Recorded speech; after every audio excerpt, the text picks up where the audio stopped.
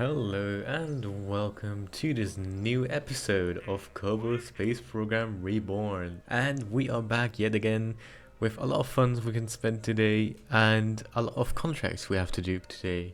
So, of course, I did our first thing, accept my contracts. And of course, our main priority right now was the Mooner 2 rocket. So I quickly time warped and finally got it into our position of the moon orbit.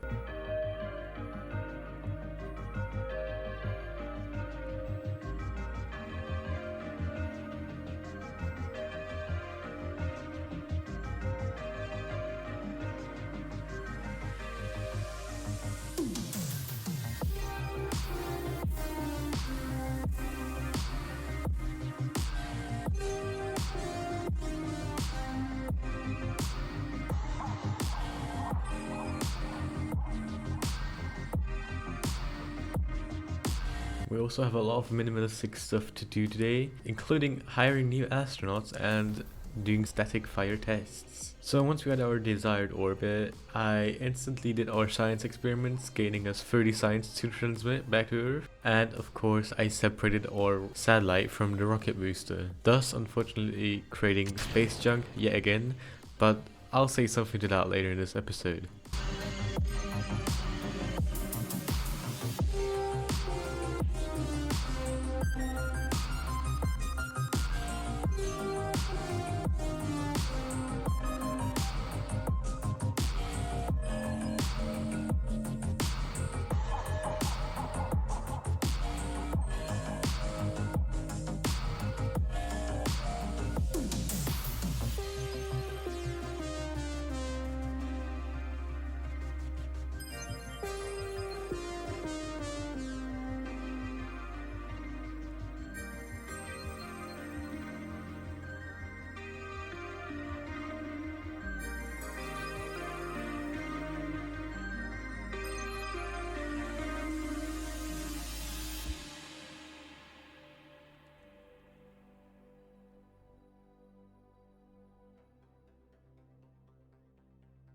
Right now, I'm just planning status fire tests, as I said earlier in this episode, and making sure we will be able to do them with our separate rockets because we can't test multiple engines at once. So we have to make a different plan or schedule a different time every time we want to test a specific engine.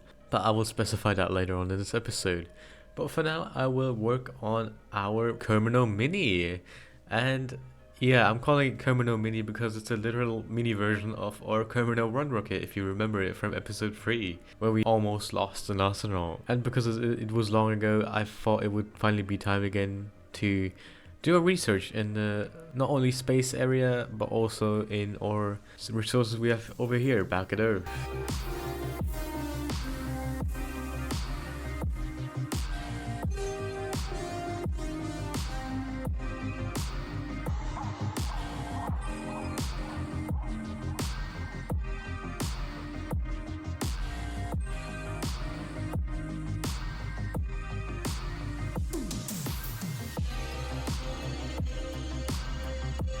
So after that was done, I decided to hire our new astronaut named Albury Kerman. He is a bit stupid, but also has a bit of courage. And after that, I researched because we actually needed that, and we still had enough science points, which is perfect. And now that we're talking about science points, finally decided to do our strategy. And we currently set our current strategy to outsource researching and developing, which gives us 1 science point every 12,000 funds we make, which is pretty good if you consider it over a long time term. And after that, our carb-free satellite was ready.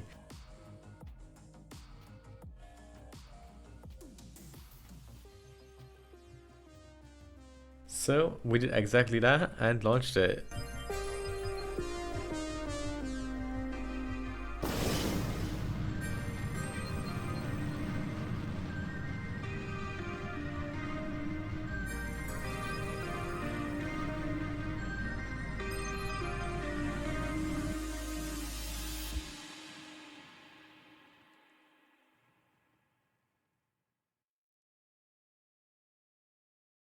Unfortunately, we did have a loss of thrust on this first stage, so it definitely excluded our goal to our desired orbit because we didn't have enough thrust. But we still had the ability to go into the normal orbit because the second stage actually functioned and went flawless.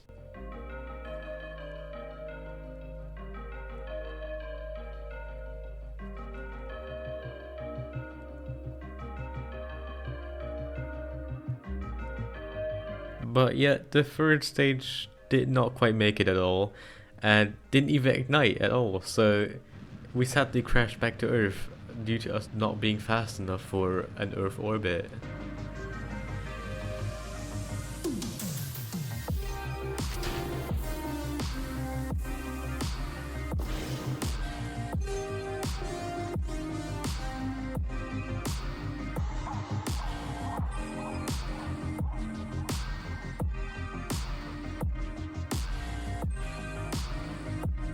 So sadly this mission was a total failure and we will have to send a replacement mission and maybe have to delay a few missions, but hopefully not on Lunoid 1, which is supposed to be a first moon lander. But everything for that is set for now because we are getting good data and reports back from Lunoid.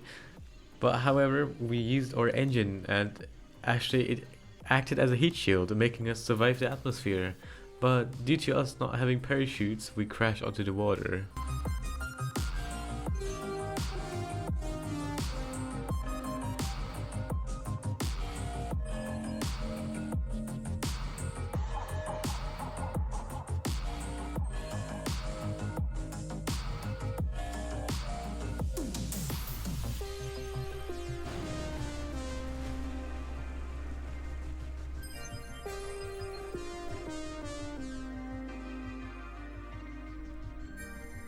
And due to this catastrophic failure of our Terrier engine, because it was not the first time the Terrier engine had failed us, I built a sort of test stand for the Terrier engine for a controlled 2-minute burn to act as a static fire test, giving us more flight data, which will make the Terrier engine more reliable.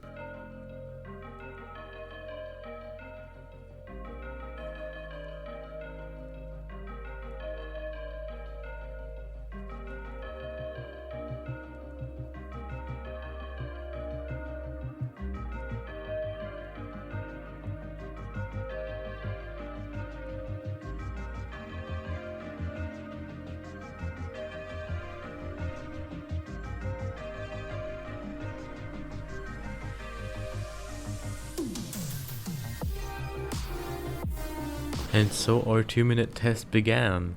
And don't mind the dropping in a few seconds, it was because we weren't getting an actual flight data, because we were still attached to the launch clamps, but I had to detach from them in order to us to actually gain flight data.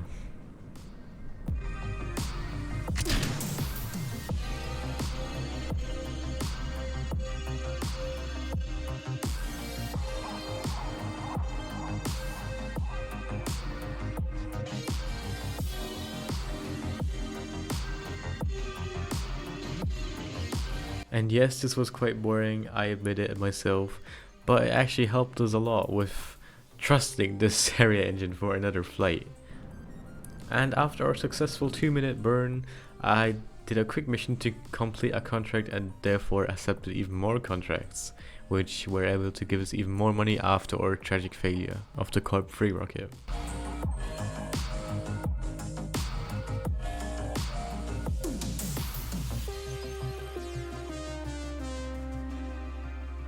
And one of those contracts was to actually transfer science and data from space around Earth. So I went to our already existing Corp 3 satellite in orbit and did exactly that. But yet we found out that the satellite actually has re-established the connection to our last stage booster, as you can see on your screen right here. And we used this booster to bring our Corp 3 satellite into its designated orbit. We used this connection wisely and slowed the booster down with its remaining fuel in order for it to re-enter into the atmosphere and remove any potential harm or threat to other spacecrafts. But also to have less space junk, because space junk is never good. You can never know what happens to it. It may be identified as an asteroid or whatever. But however, this is a huge step for reusability. And even though we can't really save this booster rocket because it doesn't have any parachutes or anything, it's still better than just leaving it in space.